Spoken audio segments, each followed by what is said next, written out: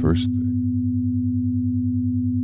the most essential thing, given our current situation, is that everyone has to be as comfortable as possible. Lie down, be seated, do whatever is most comfortable for you. I'd recommend sitting in a chair. Put both feet on the ground and uncross your legs. Settle your back into the chair. Feel your toes inside your shoes. Try and make your feet as flat as possible. Don't put too much weight on the left side. Don't put too much weight on the right side.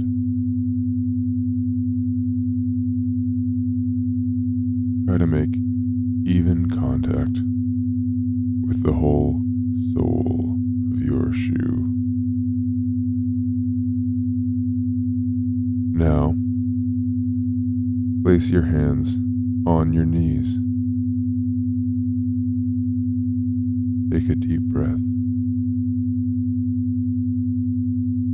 Hold it in.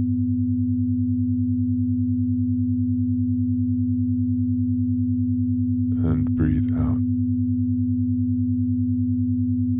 Can you feel the power of the earth rising up through the ground into your feet? Can't you feel it heating up where the energy from the earth comes up and enters into your body on the sole of your feet? Feel that energy rising up through your feet and calves and entering your knees. Breathe in again.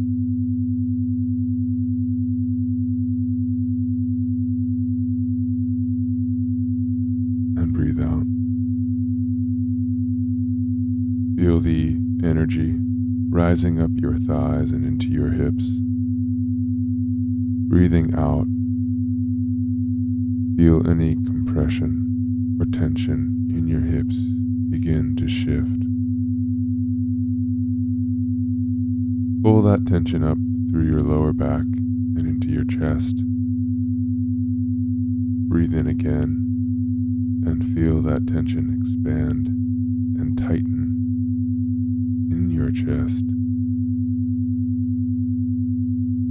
Now,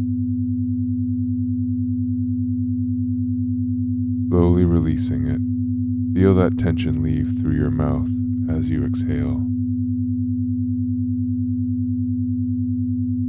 Let the vacuum created by the departing tension pull the energy up from your thighs and hips and into your chest, through your shoulders, and into your arms.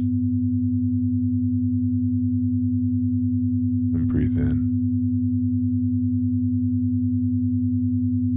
And as you hold the breath, feel that energy inside and breathe out and let it cycle through you.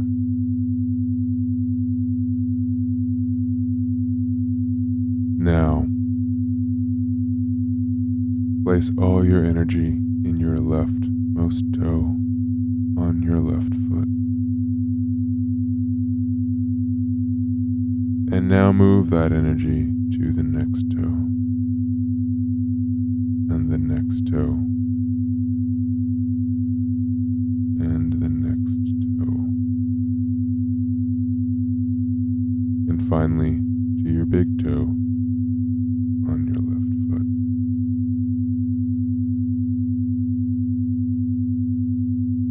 Jump the chasm and move the energy to the big toe on your right foot. And move through all the toes till you are done with the toes on the right foot.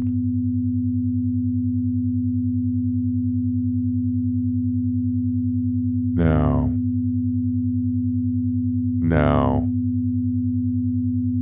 starting with the left side of your left hand, put the energy in your leftmost finger and move the energy through the digits on your hands, and then from your left hand to your right hand.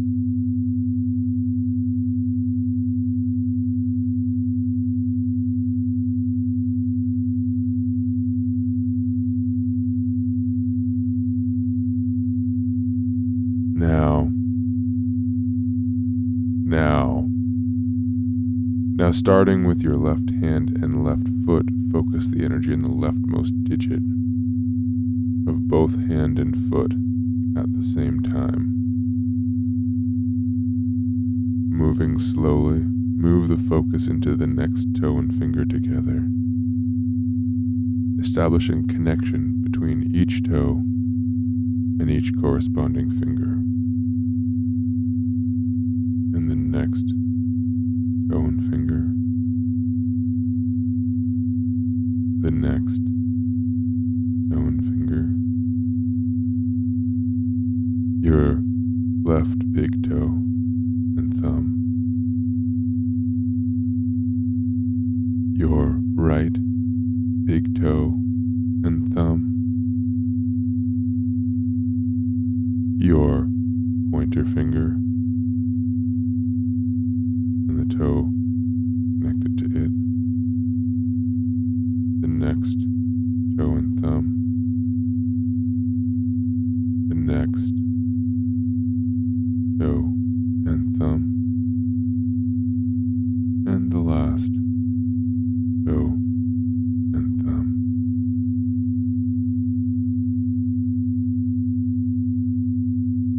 Now imagine that this energy connection has become physical, that there are strands of hair connecting each finger to each toe. Moving faster this time, move the focus along the ridge of the fingers and toes from the left to the right again. This time, feeling the strands of long, gray hair that connect each finger to each corresponding toe. And now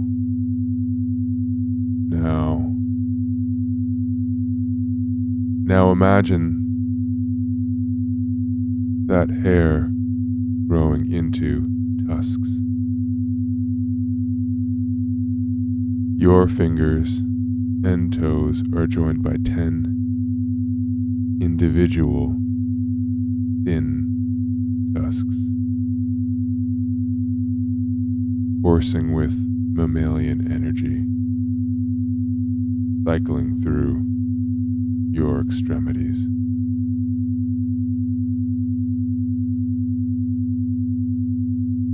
As before, do another wave of energy through your digits from left to right, feeling the tusks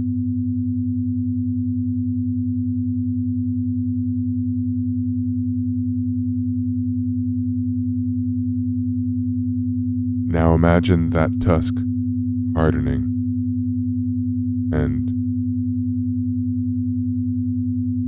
transforming into crystalline wands.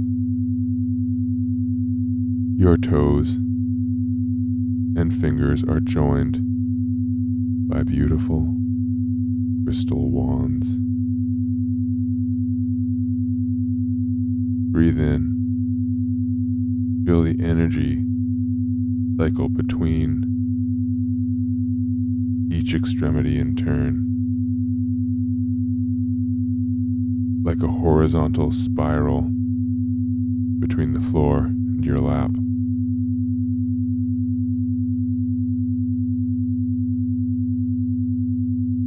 Your hands and feet are the same. They are sharing the same energy that you are taking up from the floor through your feet. And there is no difference between your hands and feet. Feel that mammalian pause consciousness in your hands becoming essentially your feet, joined with them by crystal wands.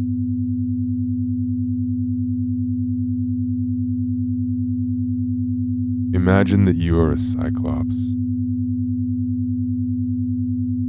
You have a single eye in the middle of your face.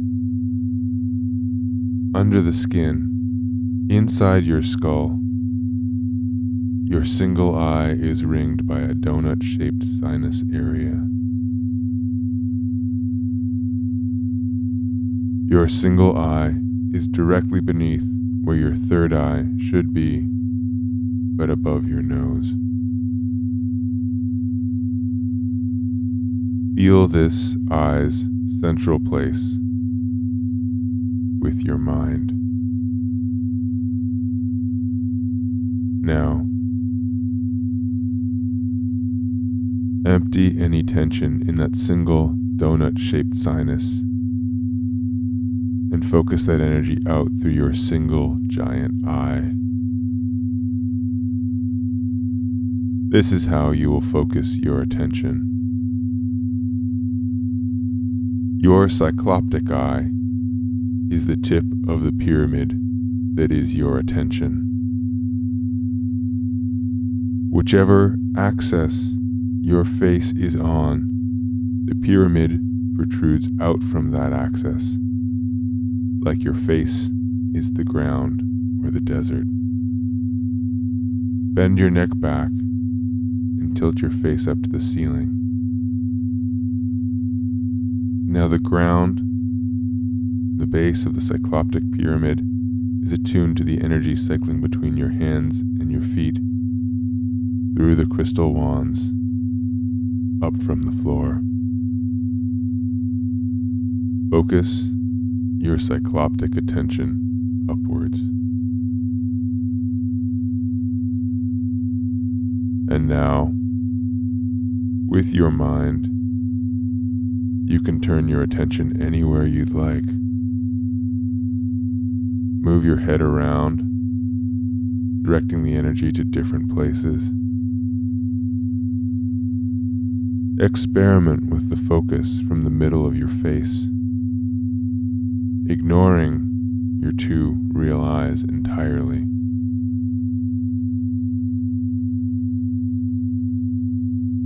Now, try to use that central focus to investigate not just the space around you, but also time. Think about the next time you will be driving a car. Do you already know when that will be? Where you'll be going? Imagine the next time you have to park a car. In the future, will you park your car at work? In front of your parents' house? At an IKEA in the suburbs? At the airport? Look into the future. Don't rely on your rote memories of routes you've already gone, but try and use your single central eye to see your future self parking a car. You are parking the car, most likely amongst other cars. Now, wherever it is that you have parked in the future, look to the car you parked next to. This is really the car that you are parked next to in the future. and this will come to pass. Now tell yourself what color that car is. Remember this color. Maybe even say the name of this color to yourself a few times inside your head.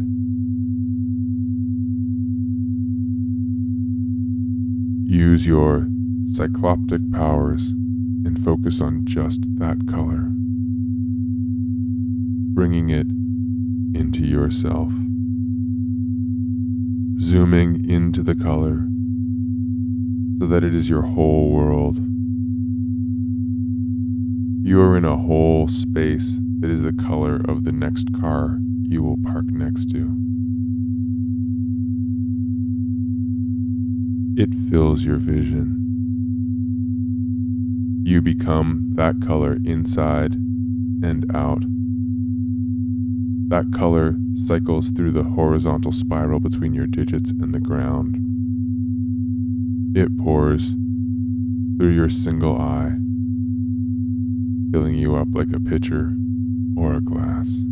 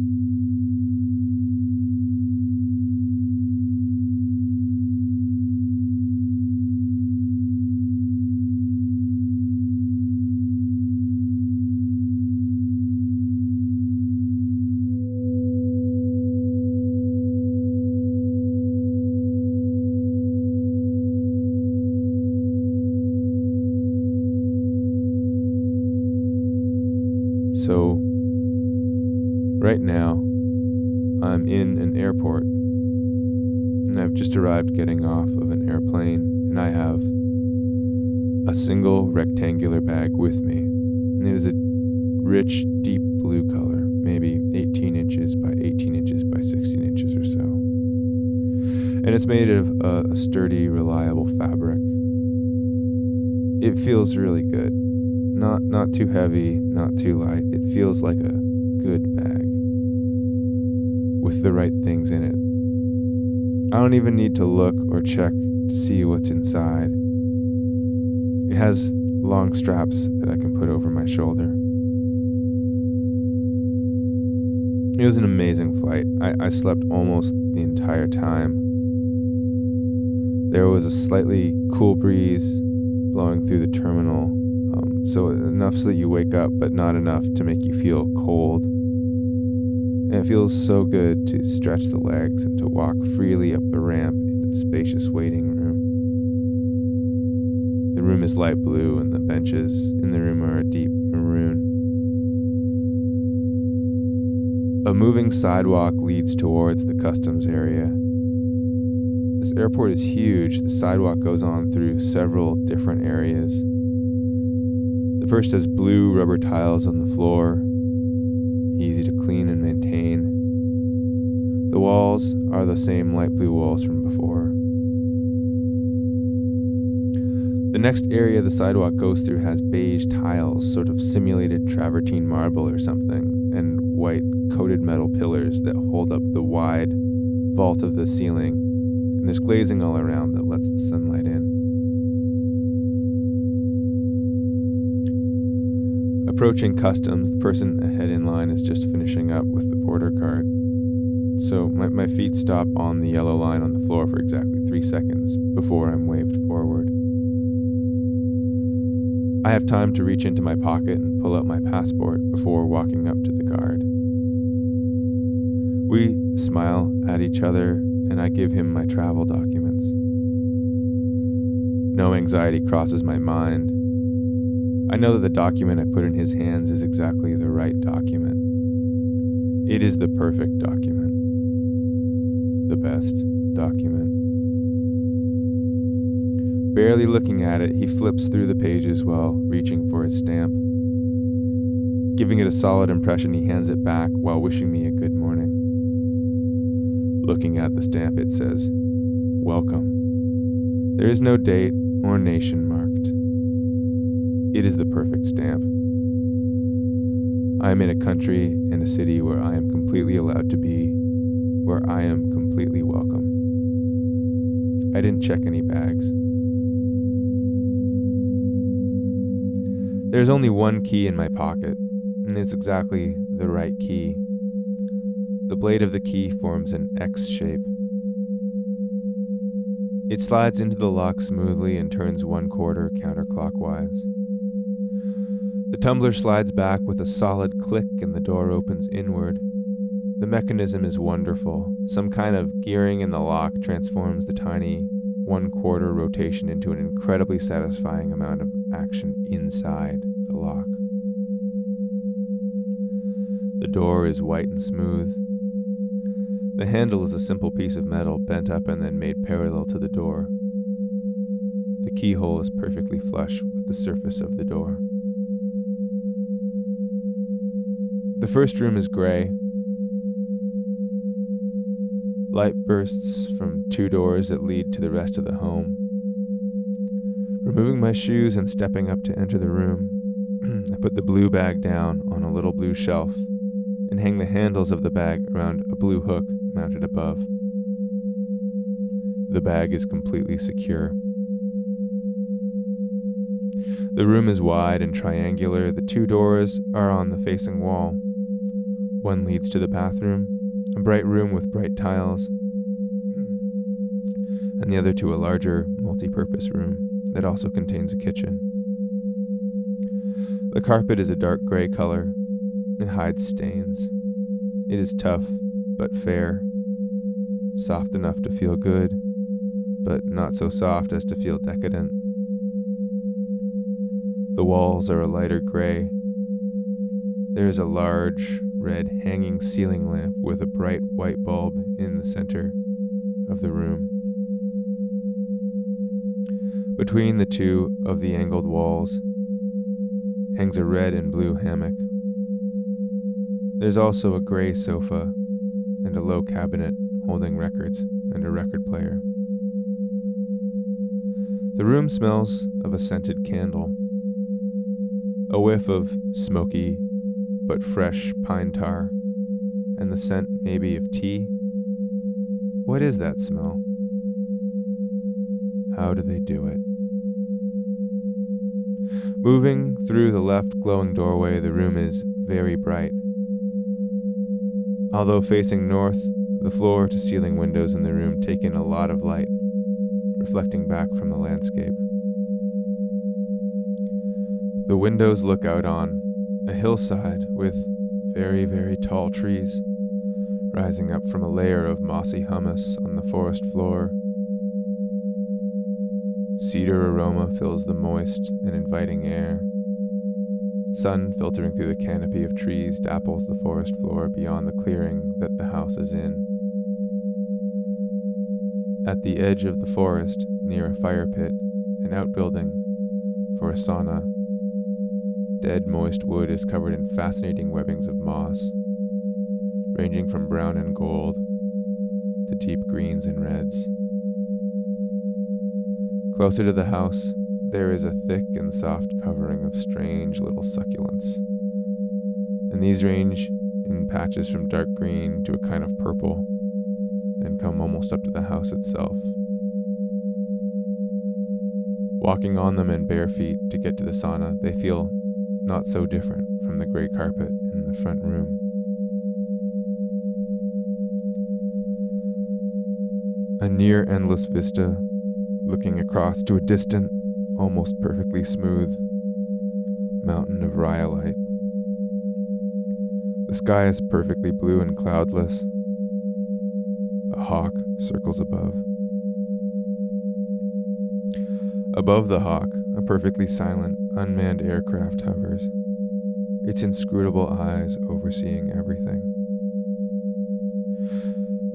The rhyolite mountains catch the sun and look like blades of light on the horizon. Closer to the house, a few Joshua tree cactuses dot the landscape, interspersed with mesquite bushes. The dry, warm smell of the mesquite fills the still heat. The wind cuts the edge of the distant hills and stirs a second of dust. Otherwise, nothing moves as the sun slowly changes position. A tiny lizard goes from the shadow under a rock to the light above. A courtyard wall not so far off, beyond which lies the streets of the metropolis. The sounds of busy people and traffic fill the air. Children shout to each other while passing the wall on the sidewalk outside. The clatter of their skateboards or maybe razor scooter wheels rattling past. A car with a very loud stereo drives by, briefly filling the air with an extreme amount of bass, shaking the window panes. A gust of wind carries the smell of acrid urine before it's filtered out by the out-of-control rosemary bush in the yard. Blowing another way, the wind carries the smell from the bakery cafe down the street. Gluten and butter. The cat yawns and stretches and moves to the sunbeam that passes between the brutalist textured concrete buildings across the street and lands near the small garden patch that's producing a stable crop of kale and kumquats. A wooden staircase leads down to a dock on a perfectly still saltwater bay. As the tide lowers, the jets of water ejected from the clams pop out of the sand. A gull lands, pecks in the muck, and flies away. Across the bay, the neighbor's jet ski seems to be broken. It won't start and remains mute. In frustration, they return to their house and mercifully leave the water completely still. A heron flies overhead. The air smells of salt and sea.